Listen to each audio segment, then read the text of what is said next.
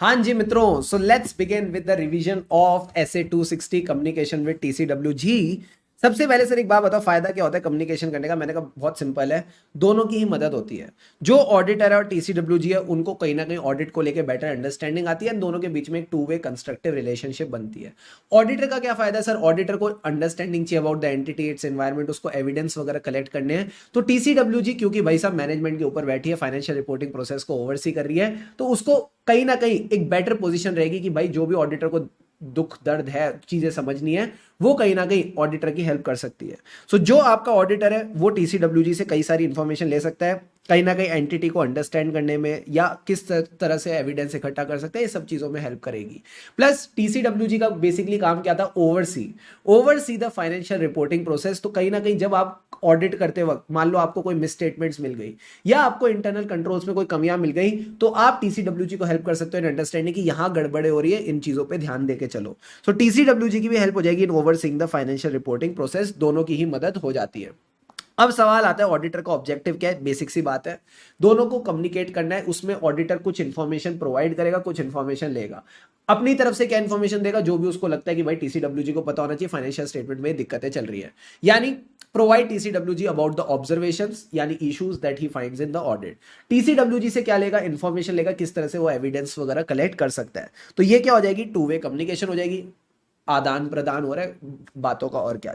अब sir matters to be communicated, इसमें आपने बस बेसिक तरह से मैटर्स को समझ के चलना है। सबसे पहले आप बताओगे हमारी रिस्पॉन्सिबिलिटी क्या है। रिस्पॉन्सिबिलिटी ये है कि हमें फाइनेंशियल स्टेटमेंट्स पे ओपिनियन देना है, और हमारे ओपिनियन से मैनेजमेंट और टीसीडब्ल्यूजी की रिस्पॉन्सिबिलिटी कम नहीं होती। फिर आप बात करोगे plan, scope and timing of audit. आप टीसीडब्ल्यूजी को बताओगे कौन से एरियाज है जहां आपको लगता है सिग्निफिकेंट रिस्क है, आपके हिसाब से क्या मटीरियलिटी लेवल्स है, क्या रिस्क वाले इश्यूज है, कहां एडिशनल प्रोसीजर करने, बेसिक बेसिक बातें आपने बता दी।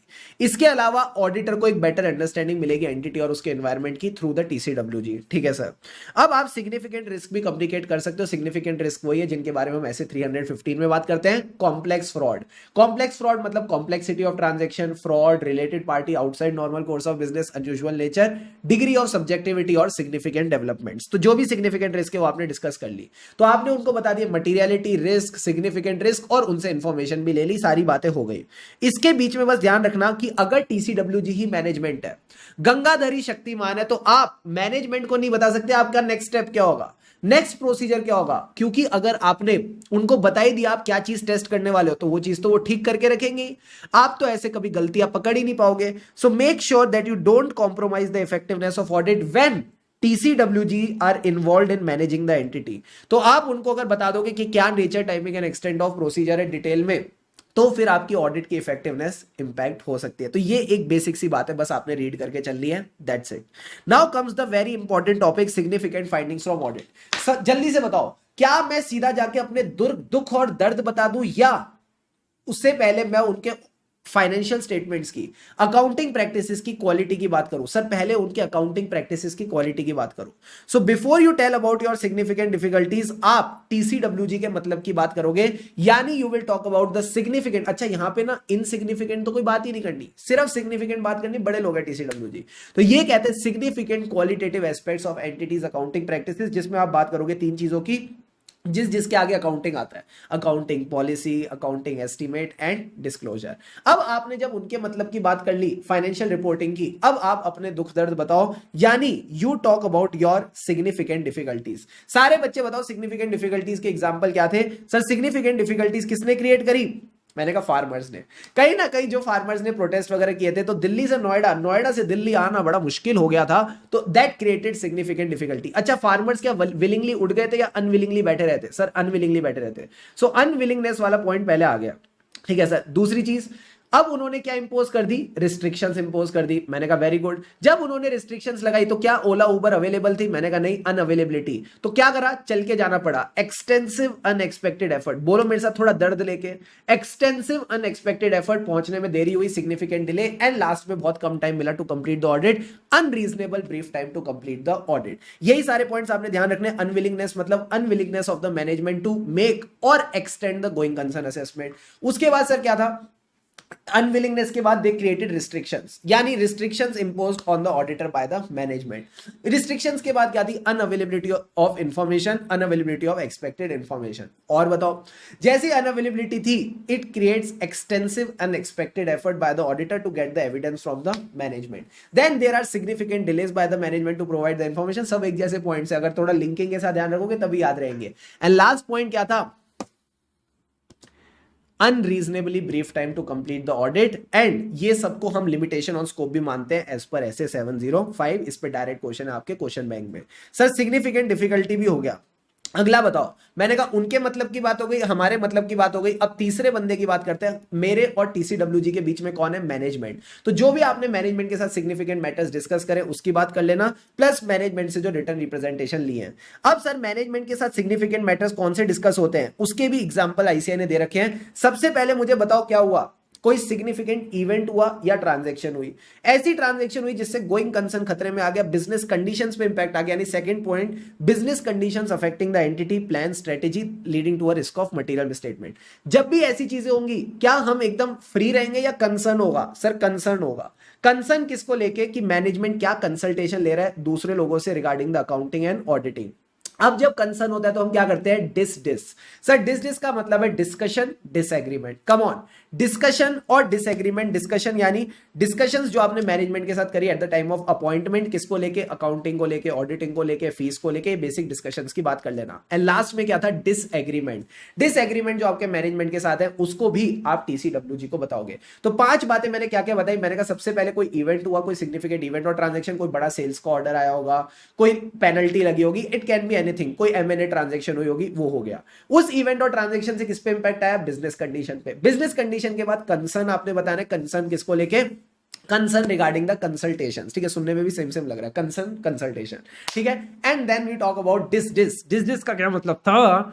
डिस्कशन और डिसएग्रीमेंट। ठीक है, ठीक है सर, ये आपके सिग्निफिकेंट मैटर्स हो गए। अब जब बात हो गई किस किस के मतलब की बात हो गई, मैंने कहा उनके मतलब की हो गई, आपके दुख हो गए, मैनेजमेंट की बात हो गई। अब ऑडिट रिपोर्ट पे आ जाओ कि कुछ सर्कमस्टेंसेस में ऑडिट रिपोर्ट का फॉर्म कंटेंट बदल जाता है। बताओ कौन कौन से? सर जब उसमें कुछ एडिशनल चीजें आ जाती हैं। पहले ऐसे 570 का मुर्ग पैरा, 701 का कैम पैरा, 705 का मॉडिफिकेशन, 706 का ईओएम और ओम पैरा। इवन आप इसमें एक चीज और ऐड करके चलोगे, बताओ क्या था? 720, जब आपकी एनुअल रिपोर्ट या अदर इंफॉर्मेशन में कोई मटेरियल मिसस्टेटमेंट होती है तो उसकी बात भी आप इसमें डाल देते हो। एंड लास्ट में आपका favourite point, any other significant matter. Overall ऐसे 260 यही कंप्लीट हो जाता है। इसमें बस एक छोटी सी बात और ध्यान रखनी है सर, क्या? लिस्टेड एंटिटीज के केस में आपको ऑडिटर की इंडिपेंडेंस को लेकर कम्युनिकेट करना होता है। पहले तो बोलो हम इंडिपेंडेंट है, सीधा बोलो हम इंडिपेंडेंट है, यानी हमने, हमारी फर्म ने, हमारे फर्म के लोगों ने, एंगेजमेंट टीम और फर्म के लोगों ने कंप्लाई किया with the ethical requirements of independence. फिर आप थ्रेट्स और सेफगार्ड्स की बात करोगे। सर थ्रेट किससे आता है? भालू से आता है। तो भालू का क्या मतलब था? रिलेशनशिप्स और other matters which have a beer. Which have a beer, very poor joke sir, मैं क्या करूं, तुमको याद ही ऐसे रहेगा। रिलेशनशिप्स और अदर मैटर, सर्कमस्टेंसेस और relationships which have a bear on independence, जो इंडिपेंडेंस को डराती है। इसमें आपने एग्जांपल देना था फीस का, total fees. Sir total fees जो आपकी ऑडिट फीस है, अदर देन ऑडिट फीस, कौन चार्ज कर रहा है? फर्म और network firm from the entity and it's components. ये बात आपने इसमें ध्यान रख के चलनी है। एंड जब थ्रेट्स है तो उसके रिगार्डिंग सेफगार्ड बताओ। Safeguard to eliminate the threat, अगर एलिमिनेट नहीं हो रहे तो reduce them to acceptably low level. And एक ये छोटा सा पॉइंट और है जिसके ऊपर आपके पास क्वेश्चन बैंक में क्वेश्चन आईसीआई ने डाल रखा है टेस्ट और अंडरस्टैंडिंग में। ये कहता है की ऑडिट मैटर कब कम्युनिकेट करने चाहिए, की ऑडिट मैटर कब कम्युनिकेट करने चाहिए। तो आई होप कहीं ना कहीं आपको कॉन्सेप्चुअल अंडरस्टैंडिंग है की ऑडिट मैटर और इसका रिश्ता क्या है। हाँ सर, एक ऑडिटर कई सारी सिग्निफिकेंट बातें कम्युनिकेट करता है, इनमें से जो मोस्ट सिग्निफिकेंट है उनको हम की ऑडिट मैटर कहते हैं। तो बताओ what should be the timing of communicating the key audit matter to TCWG. Sir ऐसे ना कोई टाइम नहीं है, ऐसे कोई टाइम नहीं है, बस ये कहता है जो इनिशियल डिस्कशन है, जो प्रिलिमिनरी डिस्कशन है ना about the key audit matter, वो आप कब करोगे? बताओ बताओ बताओ। वो आप तब करोगे जब आप उनको कम्युनिकेट कर रहे हो plan, scope and timing. When you are communicating the plan, scope and timing, तब आप प्रिलिमिनरी व्यूज बता दो। फर्दर डिस्कशन कब करेंगे? जब उसका नेक्स्ट स्टेप आता है सिग्निफिकेंट ऑडिट फाइंडिंग्स। क्या एक टाइमिंग वाली बात क्लियर है? हाँ, तो ये कहता है depends on circumstances. Preliminary views आप कब बताते हो? जब आप प्लान, स्कोप एंड टाइमिंग बता रहे हो। फर्दर डिस्कशन कब करोगे? जब जब सिग्निफिकेंट ऑडिट फाइंडिंग्स आ जाएंगी। अब सर एक बात बताओ, इसका फायदा क्या है? इसका फायदा ये कि एक बार मैंने टीसीडब्ल्यूजी को बता दिया तो उनको अगर कोई क्लैरिफिकेशन चाहिए होगी तो वो हमसे ले लेंगी, प्लस उनको अच्छा फील कराएगा। It will make them help in recognising the important role of TCWG in overseeing the financial reporting process. ठीक है सर। इसके अलावा और क्या था, मैंने कहा उनको समझ आएगा किस बिना पे, किस बेसिस पे हमने इनको कैम बनाया और ये हमारी ऑडिट रिपोर्ट में कैसे दिखेंगे, किस बेसिस पे हमने इनको कैम बनाया, ये ऑडिट रिपोर्ट में कैसे दिखेंगे। अगर आपने उनको ये इंफॉर्मेशन दी तो हो सकता है कि वो भी फाइनेंशियल स्टेटमेंट में थोड़े डिस्क्लोजर ऐड कर दे, तो आपकी ऑडिट रिपोर्ट को ध्यान में रखते हुए वो भी फाइनेंशियल स्टेटमेंट में थोड़े डिस्क्लोजर ऐड कर देगी। बेसिक सी बात 2 बार 3 बार रीड करोगे अपने आप दिमाग में बैठ जाएगी। एग्जाम्पल के तौर पर ये था, रेवेन्यू रिकॉग्निशन की पॉलिसी अगर मैं की ऑडिट मैटर में दिखा रहा हूं तो हो सकता है वो भी कुछ additional disclosure they they. It is optional on their part. यहां आपका एसे 260 गेट्स कंप्लीटेड। मेरी आपसे बस एक ही रिक्वेस्ट रहेगी सर, क्या इसमें से जो सिग्निफिकेंट फाइंडिंग्स ऑफ ऑडिट वाला टॉपिक है, इंडिपेंडेंस वाला टॉपिक है, इनको प्लीज एकदम अच्छे से करके चलना। प्लस ये जो लास्ट वाला टॉपिक है इसको 2 बार 3 बार गो थ्रू कर लेना, so that in case exam में क्वेश्चन आए you are able to handle it well. यहां आपकी रिवीजन कंप्लीट होती है। I hope you enjoyed this topic. अब बस इसके बाद के जो क्वेश्चंस हैं फ्रॉम द क्वेश्चन बैंक इनको गो थ्रू कर लेना, पूरा का पूरा चैप्टर वहीं से आपका रिवाइज हो जाएगा। लगे रहो मित्रों।